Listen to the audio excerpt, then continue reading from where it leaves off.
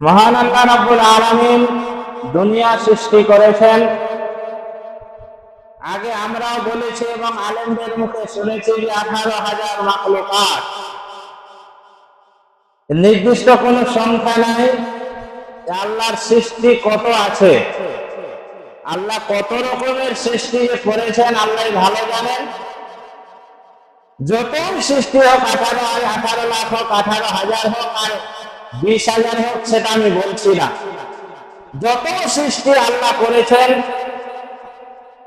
এই সৃষ্টির সেরা করে মানব জাতিকে আল্লাহ সৃষ্টি করেছেন, যেটা হচ্ছে আমরা। এই ভারতবর্ষে 130 কোটি লোক বাস করে। তার মধ্যে গোটা বিশ্বে মনে হয় 4,500 ধর্ম চলছে। 4,500 ধর্ম আছে পৃথিবীতে। একমাত্র ধর্ম হলো ইসলাম, যেটা আল্লাহর কাছে গ্রহণযোগ্য। ইসলাম, আল্লাহ রাব্বুল আলামিন বলছেন যে আমার কাছে মনোনীত ধর্ম হলো ইসলাম। পৃথিবীতে কত মানুষ আছে, আমি ভারতবর্ষের উদাহরণ দিচ্ছি যে 130 কোটি লোক বসবাস করে। তার মধ্যে হিন্দু, বৌদ্ধ, জৈন, খ্রিস্টান, কত ধর্মের লোক আছে। এই সমস্ত ধর্মের উপর দিয়ে আমরা হচ্ছি মুসলমান এবং শেষ নবীর উম্মত, বলেন আলহামদুলিল্লাহ। যেহেতু যতগুলি পৃথিবীতে ধর্ম আছে, কোন ধর্মটাই আল্লাহর কাছে গ্রহণযোগ্য নেই, আল্লাহ কবুল করবেন না। এটা কোনো 4 পয়সা দামই নেই। আমি যে আয়াত পড়েছি সেই আয়াত এই কথাই বলছে। আমি যে বক্তব্যের বিষয় আজকে ধরেছি ধর্ম নিরপেক্ষতা, 4 পয়সা আল্লাহর কাছে কোনো দাম নেই। 4,500 যদি ধর্ম চলে থাকে পৃথিবীতে, সব বাদ, 4,500 মধ্যে সব বাদ, সমস্ত লোক আল্লাহর কাছে কোনো চারা দাম নেই। শুধুমাত্র যারা ইমানদার মুসলমান, ইসলামে জন্মগ্রহণ করেছেন, যারা নামে মুসলমান হলেও, যারা নামে হোক কিংবা কামে হোক, এই মুসলমানের ঘরে জন্ম যাদের হয়েছে, যারা মুসলিম, যারা কালেমা পড়েছে, এদের আল্লাহর কাছে দাম আছে। সেটা হোক জান্নাত এবং জান্নাত যেটাই হোক, কিন্তু এদের গুরুত্ব আছে আল্লাহর কাছে। আমাদের বাদ বাকি পৃথিবীর কোন মানুষের গুরুত্ব আল্লাহর কাছে নেই। তাহলে আমরা কত সৌভাগ্যবান, পৃথিবীতে এসেছি। পৃথিবীতে কত হাজার হাজার কোটি কোটি মানুষ এসেছে দুনিয়ায়। আমরা কত সৌভাগ্যবান যে আমরা ইসলামে জন্মগ্রহণ করেছি। তাহলে এটা আমাদের খুশির বিষয়। আল্লাহ আমাদেরকে ভালোবেসেছেন। চারানা যে দাম নেই অন্য ধর্মগ্রন্থে, অন্য ধর্মে, এটা আল্লাহ রাব্বুল আলামিন আয়াতের মধ্যে বলছেন, আল্লাহ রাব্বুল আলামিন বলছেন যে ইসলাম ছাড়া অন্য ধর্মগ্রহণ করবে, সেটা আমার কাছে কবুল হবে না এবং পরকালে সম্পূর্ণরূপে তারা ক্ষতিগ্রস্ত।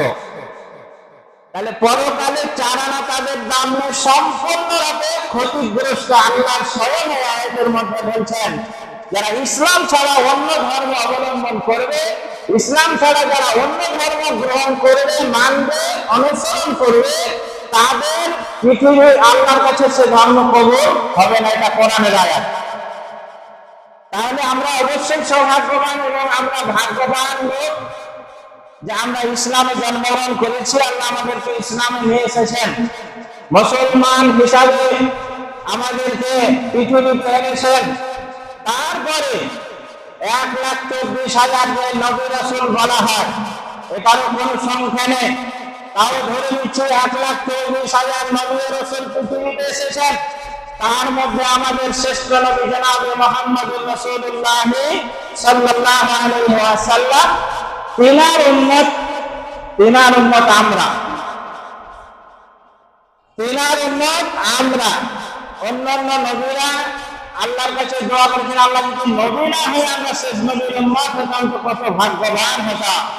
কথাটা হয়তো শুনতে আপনাকে হালকা লাগছে, কিন্তু এই কথাটা যদি দাড়ি পাল্লায় চাপানো হয়, দাড়ি পাল্লা ছুঁড়ে যাওয়ার কথা।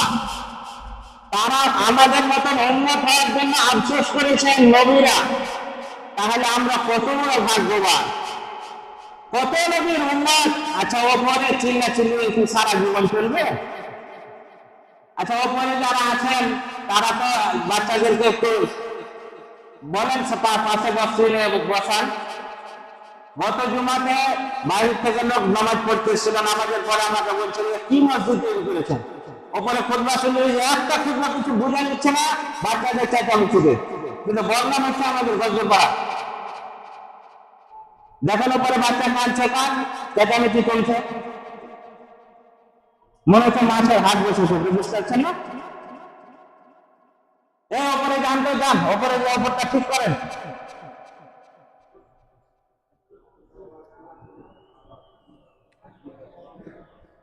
এটা গুরুত্বপূর্ণ আলোচনা কোরআন হাদিসে রেখে মসজিদে যদি হট্টগোল হয় তাহলে কি মসজিদ, এটা কি হলো? আর যারা উপরে আছেন তারা কি, তারা আপনারা আপনাদের কমন সেন্স নাই যে খুতবা চলছে আর ছেলেগুলো চিল্লাচ্ছে, আমরা বসে আছি চুপচাপ?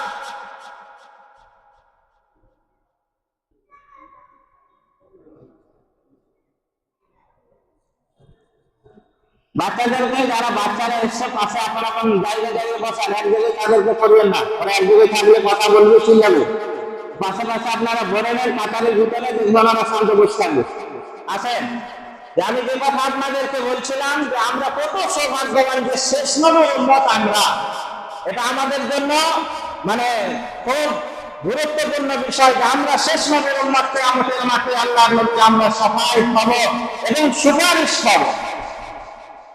তাহলে ইসলাম ছাড়া আল্লাহর কাছে কোন ধর্ম মানে গ্রহণ হবে না, এটা আমরা ফাইনাল জানলাম। এবারে আল্লাহ রাব্বুল আলামিন দ্বিতীয় আয়াতে বলছেন, ইয়া আইয়ুহাল্লাযীনা আমানু লা তাত্তাখিযুল কাফিরিনা আউলিয়া মিন দুনিল মুমিনিন আতুরিদুনা আন তাজআলু লিল্লাহি আলাইকুম সুলতানাম মুবিনা। হে ঈমানদার বলেনা, যারা ঈমান এনেছ, যারা আমাকে এক বলে বিশ্বাস করেছ, যারা কবরকে বিশ্বাস করো, আখিরাতকে বিশ্বাস করো, জান্নাত জাহান্নামকে যারা বিশ্বাস করেছ, তাদেরকে বলছি তোমরা কখনোই ঈমানদার জাতি রেখে যারা ঈমান এনেছে তাদেরকে বাদ দিয়ে কাফির বেঈমানদেরকে কখনো তোমরা বন্ধু রূপে গ্রহণ করবে না। ঈমানদার যারা ঈমান এনেছে, যারা মুসলমান, যারা আল্লাহকে বিশ্বাস করেছে, তাদেরকে বাদ দিয়ে কখনোই তোমরা কাফেরদেরকে বন্ধু রূপে গ্রহণ করবে না। আল্লাহ রাব্বুল আলামিন বলছেন যে কাফেরদেরকে বন্ধু রূপে গ্রহণ করা যাবে না। কেন যাবে না তারপরে আয়াত আমি পড়ছি, তার আগে আল্লাহ যে কথা বললেন যে কাফেরদেরকে বন্ধু রূপে গ্রহণ করা যাবে না, কিন্তু দুঃখের বিষয় হলো সত্য, যখন দুর্গা পূজা আছে তখন আমাদের কাছে ফতোয়া জিজ্ঞেস করতে আছে, হিন্দুদের বাড়িতে খাওয়া যাবে, হিন্দুদের বাড়িতে খাওয়া যাবে, এই ফতোয়া আসে। ও তো খুব ভালো মানুষ, ও খুবই ভালো, আমার খুবই একবার ক্লোজ বন্ধু।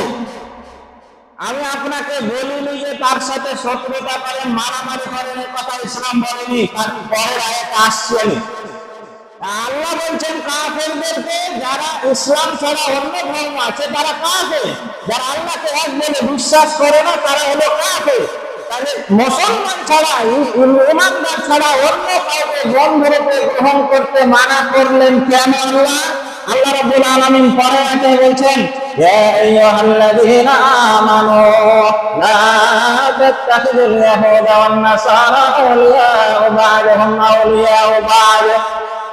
আল্লাহ রাব্বুল আলামিন বলছেন, হে ঈমানদার বলেরা, তোমরা ইহুদি খ্রিস্টানদেরকে কখনো বন্ধুরূপে গ্রহণ করো না, কেননা তারা মুসলমানকে মারার জন্য তলে তলে সব এক। এটা আল্লাহর ভাষা। আল্লাহ কেন নিষেধ করলেন? আপনি বলছেন মন্ত্রী সাহেব আমার খুব খোলস বন্ধু, আমাকে খুব বন্তর দিয়ে ভালোবাসে। আল্লাহর চাইতে আপনি বেশি বুঝেন না। বাস্তবে আমাদের কদিন আগের ঘটনা, বেল্লানাতে যেটা ঘটে গেল, এটা এই আয়াতের সঙ্গে একবারে এরকম ভাবে জড়িত। কেন আপনাকে বলি, যখন আল্লাহকে নিয়ে গালিগালাজ করা হলো ওই মণ্ডপে, হিন্দুদের মণ্ডপে, সেই লাইটিংয়ে আল্লাহকে একটা খারাপ ভাষা বলে তারা ওখানে চালিয়ে দিয়েছে। তারা চেয়েছে যে হিন্দু মুসলমানেরা দেখলে, এটা দেখলে তারা খেপে যাবে, মারামারি শুরু হয়ে যাবে। ওটাই হলো, মুসলমানেরা মারতে যায়নি, থানাতে অবজেকশন করা হয়েছে। থানা বলছে ঠিক আছে, তাকে আমি অ্যারেস্ট করছি, অ্যারেস্ট করা হয়েছে। পরবর্তীতে যারা ওই দেখুন বাড়ি কাপাস থানা থেকে লোক এসেছিল যে আমার আল্লাহকে কেন গালি দেবে, সে নামাজ না পড়তে পারে, দাড়ি না রাখতে পারে, কিন্তু কেউ যদি আল্লাহকে গালি দেয় তাহলে কোন মুসলমান বসে থাকতে পারে না। যখন থানাতে বললে আমরা অ্যারেস্ট করছি, যাও, বাড়ি যাওয়ার সময় ওই তিনটা ছেলেকে হস দিয়ে কোপানো হলো। একটা ছেলের পুরো দিক নাই, একটা ছেলের পাও কেটে দেওয়া হয়েছে। কোন ছেলেগুলো কেটেছে আমি কেন উদাহরণটা জানলাম? কোন ছেলেটা কেটেছে তার সকালে সন্ধ্যাবেলায় এই ঘটনা, রাত্রি 10টা 10:30 ঘটনা। সকালবেলায় ওই ছেলেগুলোর সঙ্গে, ওই হিন্দু ছেলেগুলোর সঙ্গে তাদের বন্ধুত্ব ছিল, তাদের সঙ্গে লেনদেন ছিল, তাদের দোকানে আসা যাওয়া ছিল, সব কিছু ছিল। কিন্তু এখানে ধর্ম নিয়ে যখন ব্যাপার চলে এসেছে, ইসলাম নিয়ে যখন এসেছে, হিন্দু যখন কথাটা এসেছে, তখন আর তারা বন্ধুত্ব দেখেনি। এই লোকটা তো আমার পাশের গ্রামে, সে তো মুসলমান, সে তো আমার বন্ধু, সে আমাকে আমি চিনি, আমি আমাকে সে চিনে।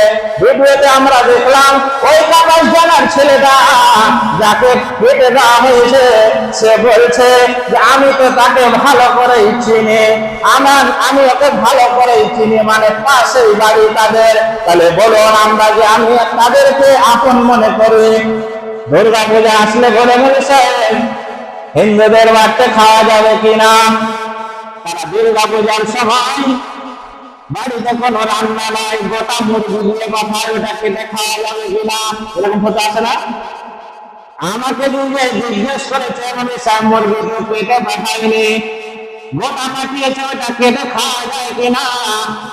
আল্লাহর চাইতে গিয়ে আপনি বেশি বুঝেছেন। আল্লাহ এমনি নিষেধ করেনি। ওরে মুসলমান, তোমরা কখনো ইহুদি খ্রিস্টানকে আপন মনে করিও না, কাফেরদেরকে তুমি বন্ধুরূপে গ্রহণ করিও না, কেননা ওরা মুসলমানকে তাড়িয়ে দেওয়ার জন্য, মুসলমানকে মারার জন্য তারা তলে তলে সব এক। বাস্তব প্রমাণ পেলেন? একবারে ঘনিষ্ঠ চলাফেরা। আপনারা হয়তো অনেকেই জানেন না, আমি কিন্তু ওখানে ছিলাম, দীর্ঘ 5 বছর ওখানে কাজ করলাম। একবারে যেখানে মারা হয়েছে, এটা হিন্দু পাড়া শেষ, এইখান থেকে মুসলমান পাড়া শুরু, আর ওই জায়গায় মারা হয়েছে। পুকুরটা পার হলে হারাজি পাড়া শুরু। তাহলে সব সময় চলাফেরা, আসা যাওয়া, লেনদেন সব সময় তাদের সঙ্গে ছিল।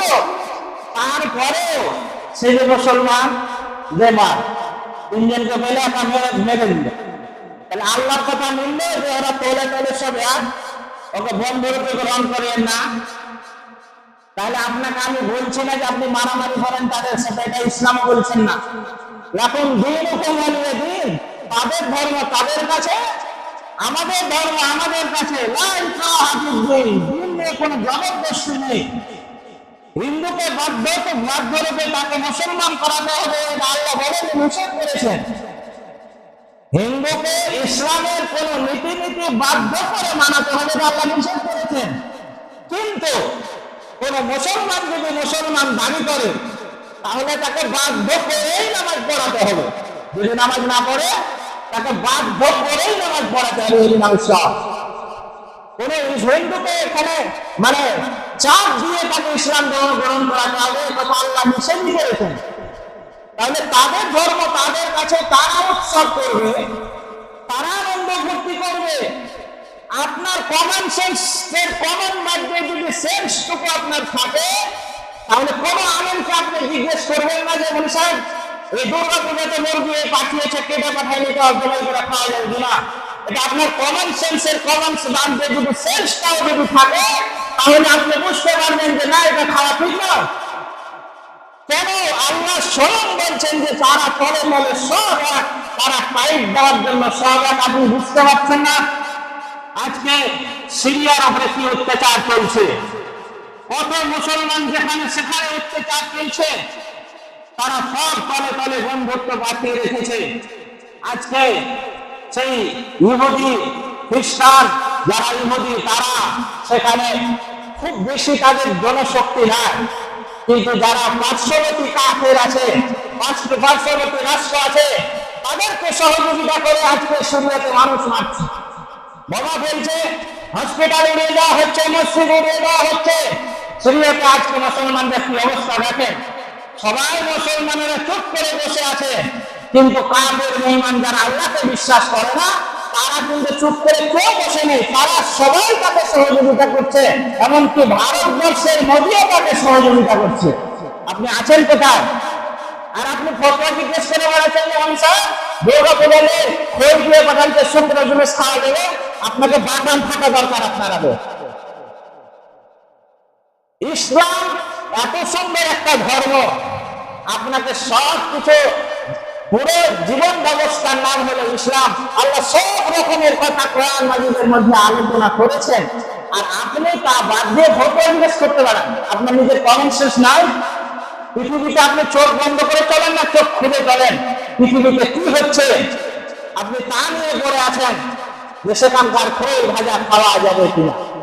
খান, আপনি খান, খুব খান, যত পারেন আপনি খান।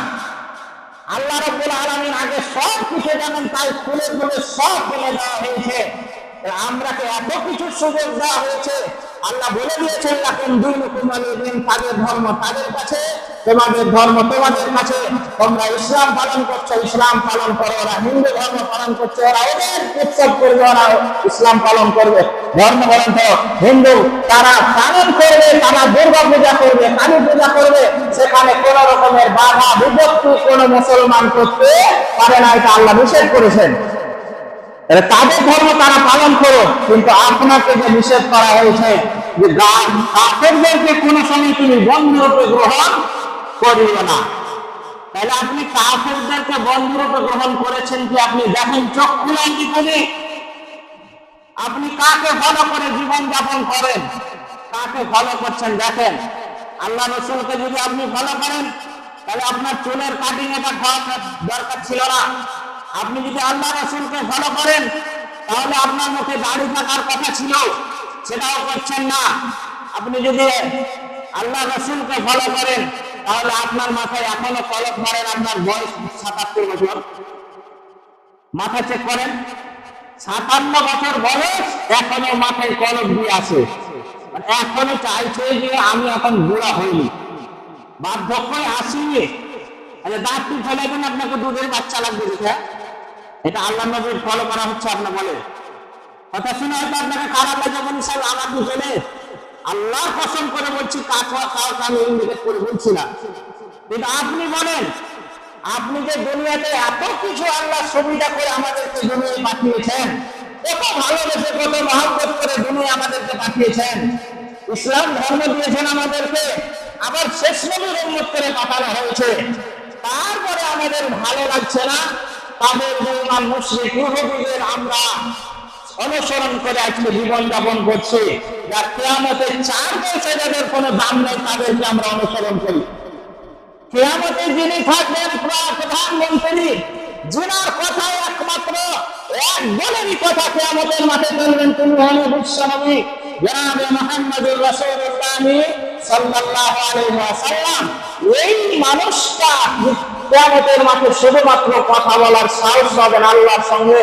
বাদ বাকি পৃথিবীতে কোন নবী, পৃথিবীতে কোন প্রধানমন্ত্রী কেউ আল্লাহর সঙ্গে কথা বলতে পারবে না। আর সেই আল্লাহ নবীর অনুসরণ করতে আপনার পাছাই লাগে, সেই আল্লাহ নবীর অনুসরণ কথা শুনলে আপনার খারাপ লাগে, অনুসরণ করতে ভালো লাগে না।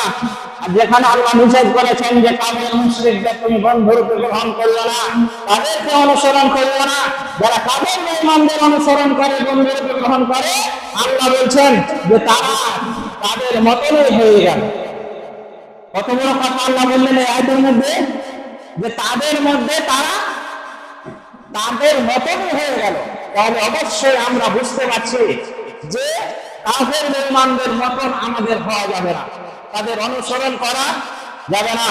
যুবক ভাই, বিশেষ করে বলছি মাথার চুল যেন তোমার সেই নারায়ণ আর রাসূলের মতন না থাকে, মাথার চুল যেন তোমার মেসুর মতো না থাকে। তুমি মরতে হবে, তোমাকে কিয়ামতের মাঠে এক কথায় যে আল্লাহ রাসূলের অনুসরণ যদি তোমার ভিতরে থাকে, তাহলে কাল কিয়ামতের মাঠে হাউজে কাউসার তুমি পাবে, আল্লাহ নবীর সুপারিশ পাবে। অতএব অন্য কারো অনুসরণ করলে তুমি সুপারিশ পাবে না। হ্যাঁ, আপনার হাতে ছেড়ে দিলাম, আপনি কাফেরদেরকে যদি অনুসরণ করেন তাহলে আপনার তার সঙ্গে হাসর হবে, তার মতনই হয়ে গেল। আল্লাহ রাব্বুল আলামিন যেহেতু আয়াতের মধ্যে বলছেন, তাহলে তার সঙ্গে আপনার হাসর হবে। আর আপনি যদি চান যে আমি আল্লাহ নবীর সঙ্গে আমি সুপারিশ চাই না আল্লাহ নবীর, তাহলে আপনি আপনার মন মতন ছেলে যাকে আইডল মনে করেন, যাকে ভালো লাগে আপনার পৃথিবীতে, তাকেই অনুসরণ করে আপনি চলেন। আর যদি মনে করেন যে আল্লাহ রাসূলের অনুসরণ, আল্লাহ রাসূলের শাফাআত দরকার, আল্লাহ রাসূলের সুপারিশ দরকার, তাহলে আপনি আজকে থেকে প্রতিজ্ঞা করুন যে আমার রান্নাঘর থেকে গোটা সমাজ, গোটা দেশ কিভাবে ইসলাম নিয়ে চলবে, ইসলাম কিভাবে আমি ঠিক করে চলবো, আল্লাহ রাসূলকে কিভাবে অনুসরণ করা যাবে, এটা চিন্তা ভাবনা আপনার পরিবার থেকে আপনাকে নিতে হবে। তাহলে আপনার মরার পরে আল্লাহর নবীর সুপারিশ আপনি পাবেন। আল্লাহ রাব্বুল আলামিন আমাদেরকে অবশ্যই ভালোবাসেন, তাই আগে সব রকমের সতর্কবাণী আমাদেরকে পাঠিয়ে দিয়েছেন। না হলে আমরা এখনো বাণী পাঠার পরে বুঝতে পারি না, আল্লাহ রাব্বুল আলামিনের সব আয়াত বলার পরে আমরা বুঝতে পারি না যে কাফেররা আমাদেরকে মারার জন্য তারা তলে তলে সব ইহুদি খ্রিস্টান মুসলমানদের চরমতর তারা দুশমন। এটা আমরা কোরআন হাদিস আসার পরে বুঝতে পারি না। আল্লাহ যদি কোরআনের আয়াতই না পাঠাতেন তাহলে আমরা কোথায় গিয়ে পৌঁছাতাম বলে? এতগুলি আয়াত পাঠানোর পরে আমরা আজকে তাদের বন্ধুরূপে গ্রহণ করে জীবন যাপন করি, কোনো ঝামেলা করার দরকার নেই। তারা আমাকে খুব ভালোবাসে, আমিও তাদেরকে ভালোবাসি, বন্ধু আর আপনি খুঁজে পান না। আল্লাহ রাব্বুল আলামিন বলছেন যে তোমরা ঈমানদারদের সঙ্গে বন্ধুত্ব করো, যারা আল্লাহকে বিশ্বাস করে তাদেরকে তুমি বন্ধুত্ব তাদের সঙ্গে করো, কাফেরদের সঙ্গে তুমি বন্ধুত্ব করিও না। তাহলে এর থেকে আমরা স্পষ্ট ভাবে বুঝতে পারলাম যে বন্ধুরূপে গ্রহণ করতে হলে আমাদের কাফেরদেরকে বাদ দিয়ে যারা ঈমানদার তাদেরকে বন্ধুরূপে গ্রহণ করতে হবে। যেটা আমরা সৌভাগ্যবান জাতি, আমরা সৌভাগ্যবান শেষ নবীর উম্মত, যেটা আল্লাহর কাছে একমাত্র ধর্ম, একমাত্র গ্রহণযোগ্য ধর্ম হলো ইসলাম। সেই ইসলামে আমাদের জন্ম হয়েছে এবং ইসলাম আমরা জন্মসূত্র থেকে পেয়েছি। তাহলে এটা আমরা সৌভাগ্যবান যে আমরা কিয়ামতের মাঠে আমাদের বিচার হবে। কিয়ামতের মাঠে বিচার হওয়াটা খারাপ জিনিস মনে করেন না। আমাদের বাদ দিয়ে যারা একমাত্র আল্লাহকে বিশ্বাস করে, আল্লাহর উপরে ঈমান এনেছে, এরকম লোক ছাড়া পৃথিবীতে যত লোক আছে তার কোনো হিসাব হবে না। জাহান্নাম খোলা আছে, চলে যাও, তাদের কোনো হিসাব হবে না। আপনি মনে করছেন যে হিসাব হওয়াটা খারাপ জিনিস না? আমাদের সৌভাগ্য এটা যে আমাদের হিসাব হবে না, তাহলে আল্লাহর কাছে আমার গুরুত্ব অবশ্যই আছে। তাহলে আল্লাহ আমাকে গন্তিতে রাখতেন না। আমার হিসাব হবে মানে কি, যারা দায়িত্ববান সরকারের তাদেরকে প্রশ্ন করে সরকার যে তুমি এটা কেন করলে না, ওটা কেন করলে না, তাদেরকে অনেক কথা শুনতে হয়। তাহলে সরকারের কাছে তার গুরুত্ব আছে, একটা এমএলএ এমপির অবশ্যই গুরুত্ব আছে। সেরকমই মুসলমান যারা ইমানদার আল্লাহকে বিশ্বাস করেছে তাদের গুরুত্ব অবশ্যই কিয়ামতের মাঠে আল্লাহর কাছে আছে। তাই আমাদের হিসাব হবে, হিসাবে যে যেরকম ফল আমরা নিয়ে যেতে পারবো, যে যেরকম আখিরাতে আমরা পুঁজি পাঠাতে পারবো, তার সেরকম সেখানে আপনি ফল পাবেন। আল্লাহ রাব্বুল আলামিন বলছেন, ইয়া আইয়ুহাল্লাযীনা আমানুত্তাকুল্লাহ, ইয়া আইয়ুহাল্লাযীনা আমানুত্তাকুল্লাহ। আল্লাহ রাব্বুল আলামিন বলছেন তোমরা আল্লাহকে ভয় করো। ঈমানদাররা তোমরা আল্লাহকে ভয় করো। আল তানজুর নাফসুম মা কদ্দামাত লিগাদ, তোমরা কি কাটিয়েছো আখিরাতের জন্য সেটা একটু চিন্তা ভাবনা করো। সূরা হাশরের আয়াত আল্লাহ রাব্বুল আলামিন বলছেন যে তোমরা আখিরাতের জন্য কি পাঠিয়েলে, দুনিয়া থেকে কি পাঠিয়েছো একবার চিন্তা করো। রাত্রিবেলা শুয়ে একবার তুমি চিন্তা করবে যে আমি কি পাঠিয়েলাম। আমি যে ওখানে যাব, আমাকে মৃত্যুবরণ করে সেখানে যেতে হবে, তাহলে আমি ওখানে যাওয়ার জন্য, ওখানে ভালো থাকার জন্য আমি কি পাঠিয়েছি, কি কোন ভালো কাজটা আমার দ্বারা হয়েছে, কোনটা আমি ভালো কাজ করেছি, এটা আপনাকে চিন্তা করার কথা আল্লাহ রাব্বুল আলামিন বলেছেন।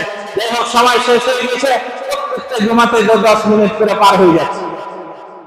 যা মানুষের অবজেকশন আছে, যাই হোক এটা থাকাই স্বাভাবিক, যেহেতু অনেক কাজের লোক এই রাস্তা ধারে মসজিদ, কিন্তু কথা বোঝাতে গিয়ে হয়তো 10 মিনিট পার হয়েই যায়। যাই হোক, আজকে টাইম 1:35। আজকে এখান থেকে বক্তব্য শেষ করছি। আমি আল্লাহর কাছে দোয়া করবো যে আমরা যে কোরআনের আয়াত আলোচনা হলো আমরা সঠিকভাবে আমল করতে পারি। আল্লাহ তুমি তার তৌফিক দান করেন। সকলে বলুন আল্লাহুম্মা আমিন। আল্লাহ